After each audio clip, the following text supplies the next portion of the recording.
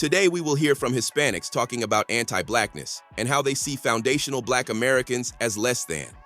Also, you will hear from Black Americans responding to this and sharing their own experiences dealing with anti-Blackness from Latin community. Check it out. Hispanic people genuinely see Black people as less, bro. About 2 years ago, I got in an argument with my family. And one of the things we were talking about was cops and like politics. I was like, nah, I mean, there's children dying like every day to police officers. Like this just happened. A child was just shot in his front yard like a day ago, a week ago. That was like, no, it didn't. I've had certain family members, no business talking about people's work ethics or like people's politics, right? But they'll sit there and be like, no, but like Black people are lazy though. They don't even work.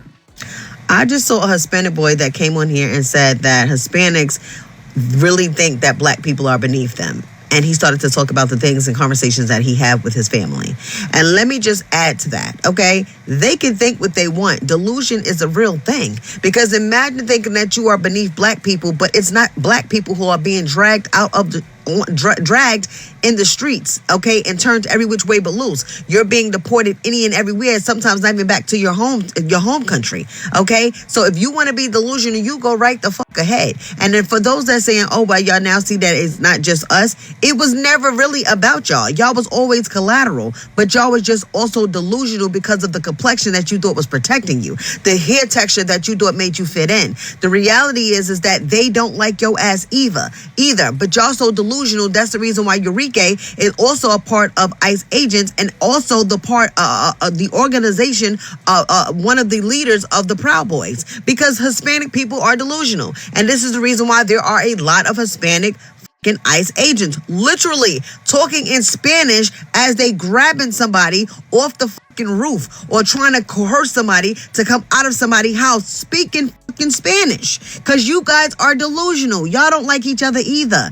Y'all are just hateful motherfuckers, if I'm being honest. But being beneath you, baby, if it wasn't for Black folks, they wouldn't be trying to dismantle the Constitution. There would be no need for it. If we were still enslaved, they would not try to dismantle the Constitution. They would have kept things right the way the fuck it was, because it was beneficial to them. The reason why now they're trying to get rid of the Constitution is because there was 2 Black presidents. And since there's been 2 Black presidents, they feel like that Constitution no longer benefit them. Let's go ahead and throw that shit right out and go back to having a king and authoritarianism, because we didn't know that it would allow Black people to have white people to have the superiority that they've had for years. So you guys are not liked either, because think about it. If you were so much better than Black people, why the fuck are they grabbing y'all up off the streets? Why are they just going up to you and asking you for your paperwork? Why are they removing y'all from y'all kids' school while leaving y'all kids in the car by themselves? Why are white people now having to jump in front of bullets because Black people chose to sit this one out? Because of y'all anti-Blackness, and y'all loud about it and proud about it. And as long as you continue to be loud and proud, the many of us is going to sit this one the fuck out.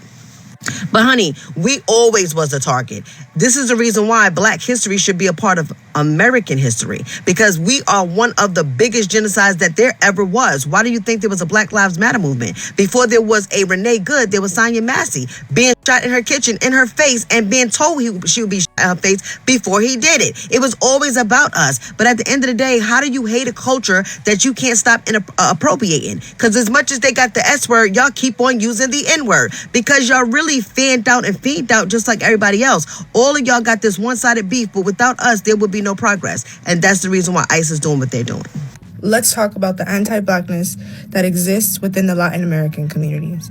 So I wanted to take my time before I made this video. I knew it was coming, but I had to go out in, the field and ask my people what's going on.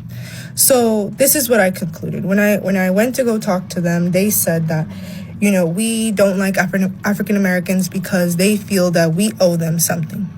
I want to make 2 things clear. First, I want to start off by saying that when we say things like this, we are following the same agenda that we are fighting against. We are fighting against white supremacy and racism. Those ideas that, that we have, the way we think, the way we are taught to fear African Americans, that is the same thing that we are fighting against. It's no different. When we choose to to speak like this and participate in these stereotypes, we are no better than the people we are fighting against.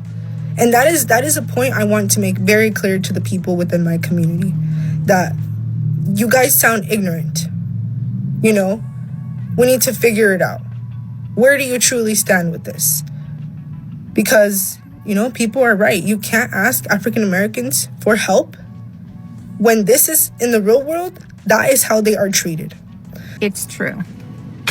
Black people will be discriminated against in a Latin American country. If you're leaving America to get away from discrimination and you're moving to a Latin American country thinking that you're not going to be discriminated against, you're wrong. I've been hearing a lot about people that have moved to Mexico and are complaining that they're being discriminated against in Mexico. Let me tell you something. Mexico discriminates against their own Mexican people that are darker shade than the rest of them.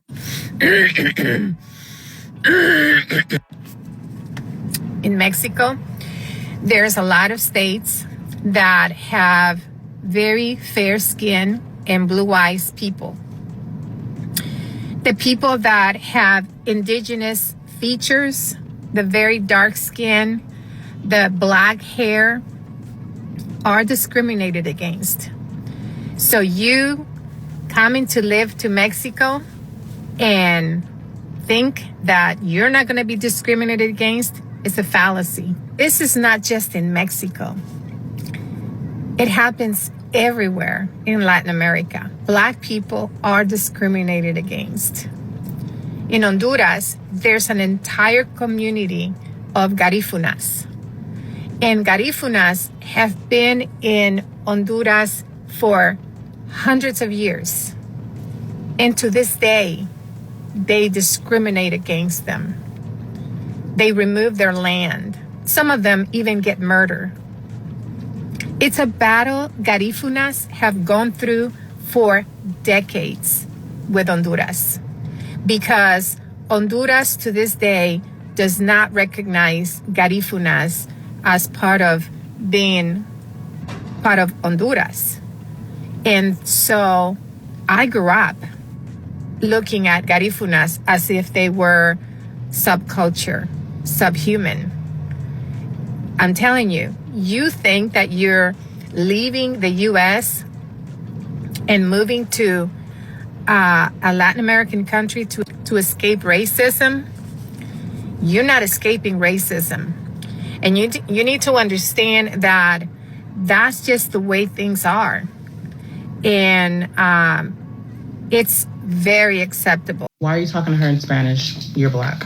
I took my daughter to an indoor playground the other day. I talked to my daughter specifically in Spanish because I want her to be fluent. I'm Honduran. My husband is Black and Puerto Rican, so we make it a mission to teach our daughter Spanish.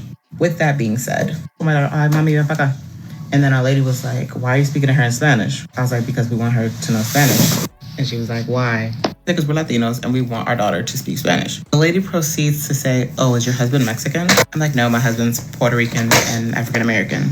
She said, oh, so he's teaching her Spanish. I was like, I said, we are Latinos. I'm Honduran. And she said, oh, you don't look Honduran. And I was like, what does a Honduran look like? She's like, more like me.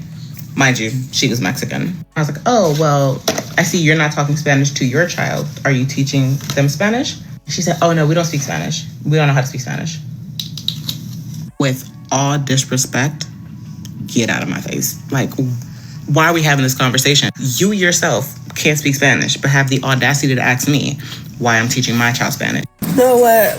I have to remake this video because I need to reiterate. Y'all don't know what the word racism means.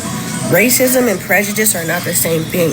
And when I say Hispanic people practice racism, this is what I mean. You Hispanic people do not hire Black people. And y'all do this on purpose. That is a racist practice. That's when I talk about racism. I live in Los Angeles. Y'all have every job. Y'all have all the jobs. Y'all have jobs everywhere. The bank, the grocery store, customer service. Y'all have jobs everywhere. Insurance. Y'all have the jobs. Because y'all only hire y'all people. I remember being 18 years old. I was in college at CSUN. I wanted to get a job. I went to go get a job in the pavilions in Sherman Oaks. All Hispanic manager. He said, hey, I usually only hire my people. Mind you, this is 2011. Hey, I usually only hire my own people, but I like you, so I'll hire you. They hired another Hispanic girl the same age as me, whatever. I don't think she was in college, but the same age as me. They moved her up to cashier so fast while I was still pushing carts and in the bakery. Then I asked him why. He said, oh, because she got a baby, she got this, that, and the other, whatever. I didn't really care because I knew that wasn't going to be my life anyway. I knew I was going to become a therapist, and I just didn't even give a fuck. But that's the thing. Another story. What is this? 2017 or something like that? Las Vegas. My brother worked at the bank. All Hispanics, right? They unlawfully fired him. The only black dude there, right? And my brother is not no fucking YN nigga. My brother is a stand-up guy, and he knows how to go to work. He had to hire a lawyer to fight them, won the law case, got his job back, and then quit on them, and then went to get another job because we petty like that. That is what I mean by racist practices. Come to LA. You know who's in the kitchen? The Hispanics, the Roscoe. You know who's in the Roscoe's Chicken and Waffles? Hispanics.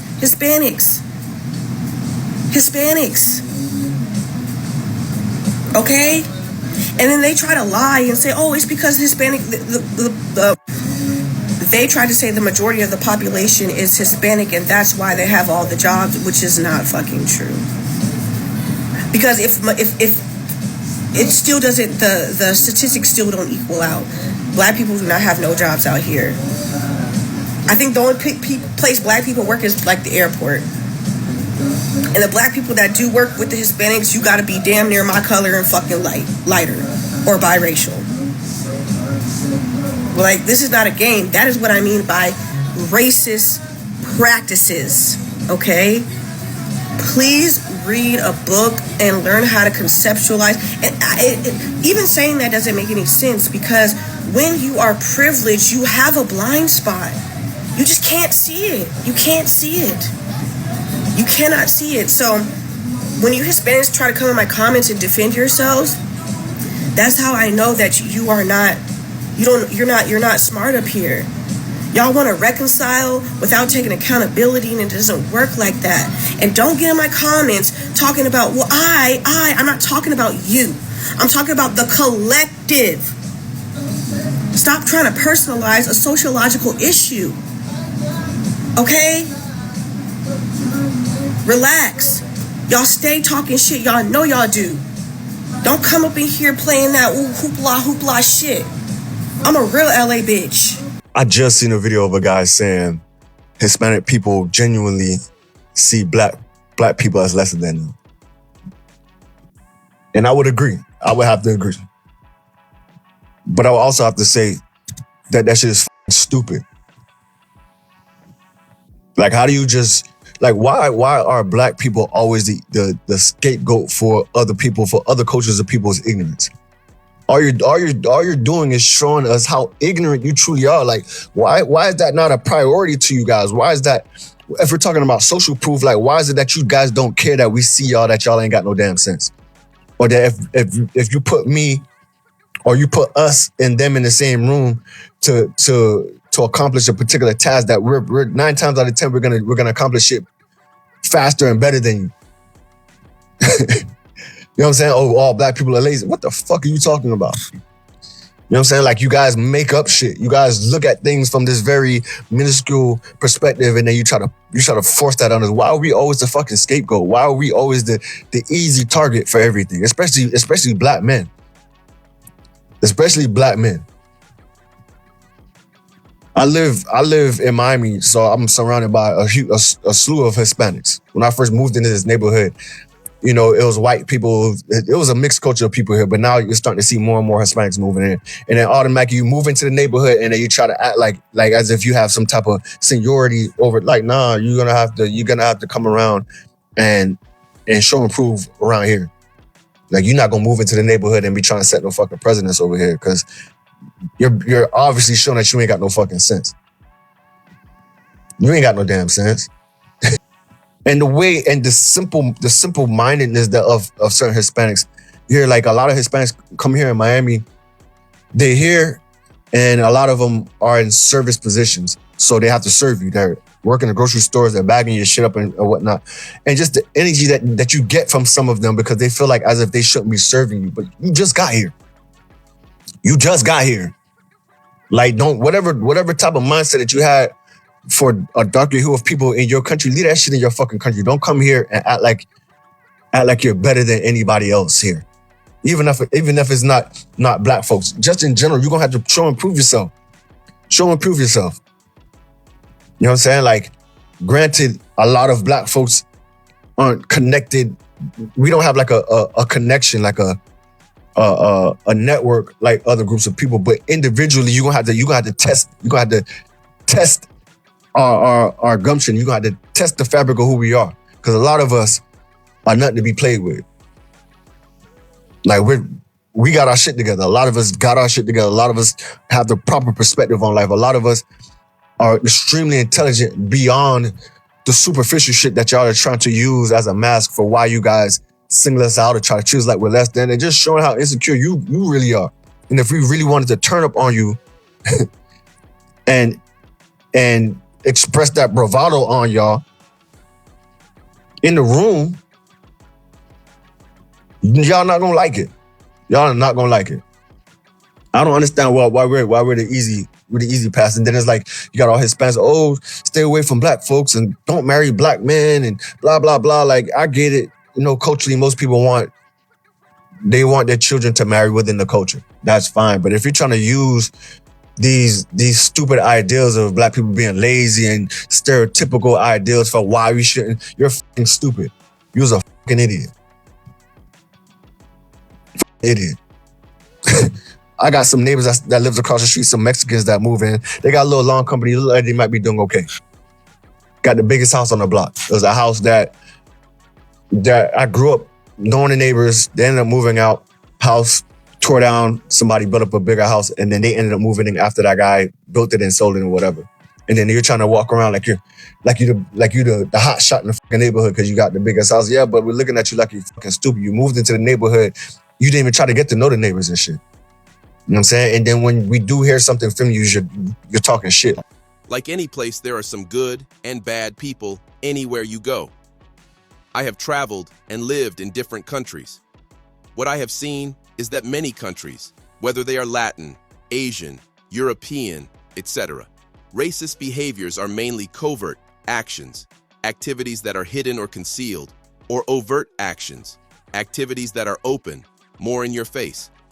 Years ago, as I was on my journey of learning Spanish language, I used to watch several Spanish TV programs such as Sábado Gigante, Despierta America, 12 Corazones, and Primera Impacto, etc. While watching these shows through the years, I began to notice that these shows rarely, or if at all, had Afro-Latin people on the shows as host of shows or news anchors. That's when I started looking into the history of Latin American countries. On this Mahogany Culture and Travel channel, I have done a video about the history of black people in Mexico that you can look at, that speaks further on the ancient history of Afro-Mexicans.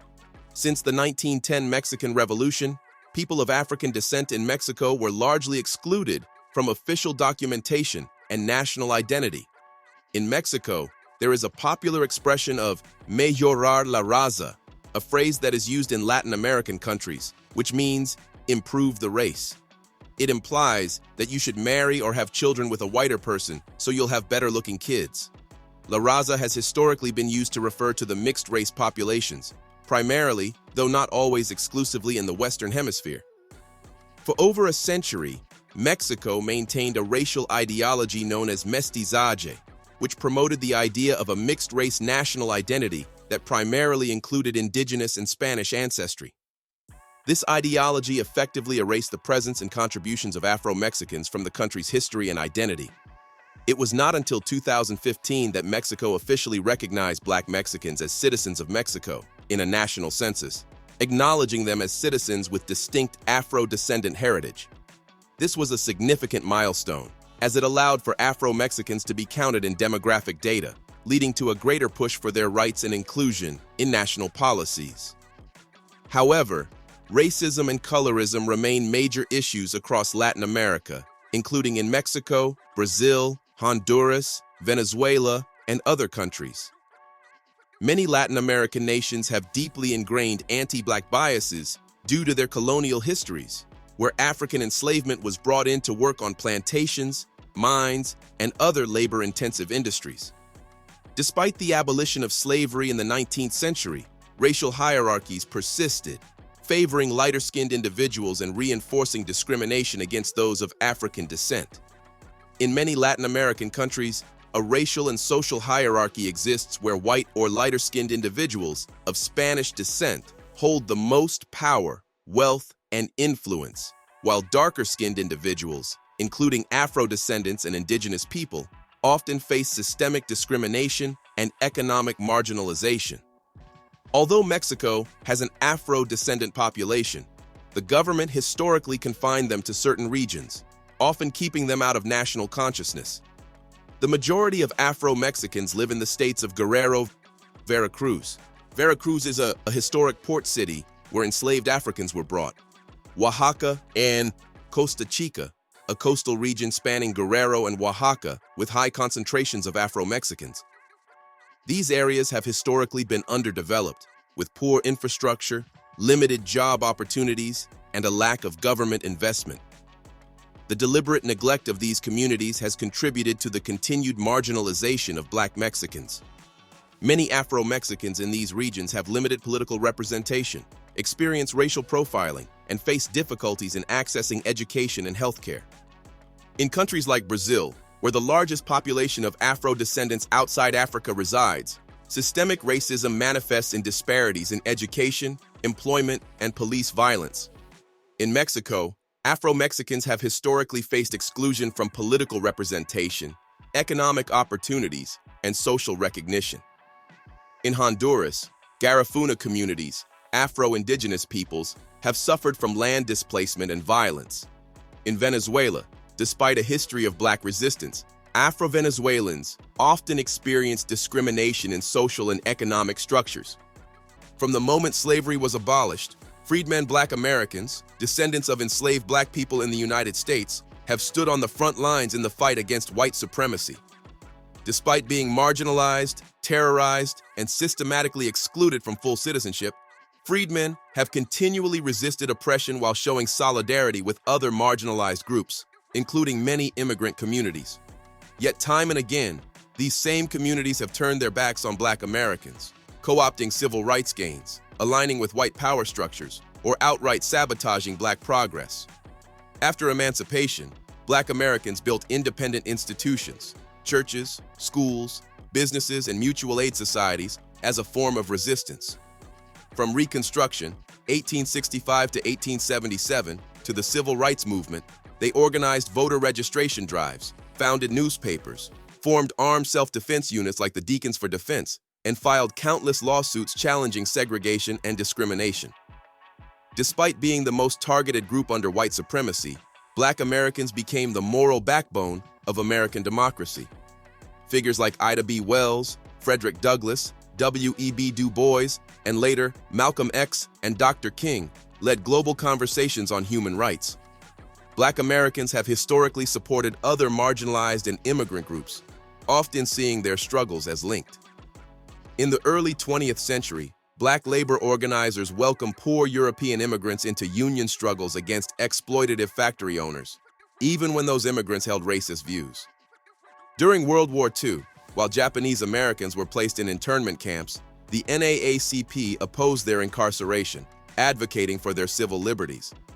In the 1960s, The Chicano movement, Native American rights campaigns, and the Asian American movement all drew from the strategies and moral authority of the Black civil rights movement. Black leaders marched with and advised organizers from these communities. Dr. Martin Luther King Jr. openly supported Mexican farm workers in California, led by Cesar Chavez and Dolores Huerta, saying their fight for dignity was part of a larger struggle against economic injustice. Despite this solidarity, many immigrant communities have turned their backs on Black Americans once they gained access to resources, whiteness, or social mobility. After the 1959 Cuban Revolution, many Cubans were granted special immigration privileges and categorized as political refugees. With U.S. government help, they quickly gained access to housing loans, small business grants, and political clout. As they grew in power, many Cuban Americans in Miami aligned themselves with conservative politics, even supporting anti-Black policies. By the 1980s and 1990s, Black residents in Miami were openly complaining that Cuban officials and business owners excluded them from opportunities. In fact, during the 1980 Liberty City riots, many Black Miamians expressed frustration over job discrimination and political exclusion by Cuban immigrants. Mexican Americans in California, like some Chicano activists aligned with Black causes in the 1960s and 70s, the broader Mexican American population has increasingly distanced itself. In Los Angeles, from the 1980s to early 2000s, Black communities in Compton, Watts, and South Central were terrorized by Mexican gangs, who carried out racist attacks to forcibly push Black residents out of neighborhoods. Groups like Florencia 13, the Mexican Mafia, La M, and others targeted Black residents, not for gang conflict, but purely on racial grounds. These acts were often ignored or downplayed by city officials who feared backlash from the growing Latinx voting bloc. At the institutional level, many Latino politicians and organizations have historically refused to partner with Black Americans in coalition work. League of United Latin American Citizens, for example, often focused on the advancement of lighter-skinned or white-presenting Latinos, and in the past, excluded Black Latinos and openly rejected alliances with Black civil rights organizations. As new waves of immigrants came to the U.S., Black Americans again extended support, calling for fair immigration policies and humane treatment at the border. Yet, many immigrants, once settled, adopted the racial caste logic of whiteness, embracing anti-Black stereotypes, supporting gentrification that displaces Black communities, and competing for affirmative action benefits that Black people died for. Immigrant groups, some just arriving in the last few decades, have overtaken Black Americans in home ownership, small business loans, and government contracts, often by exploiting the legacy of Black struggles without investing in Black communities. Tell me what you think about this topic. Hope you find the information in this video informative. Feel free to like, subscribe, share, comment. Thanks for watching.